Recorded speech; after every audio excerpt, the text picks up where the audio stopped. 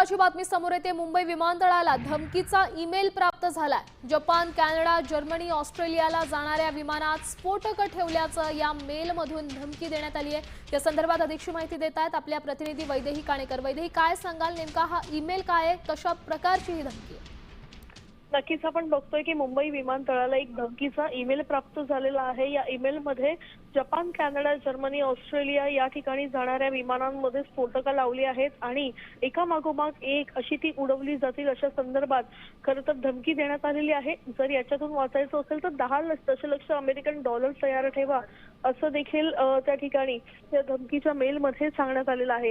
हा ईमेल कोणी पाठवला आणि कोण याच्या मागे नेमका आहे याचा नेमका शोध जो आहे तो मुंबई पोलीस घेताना बघायला मिळतात।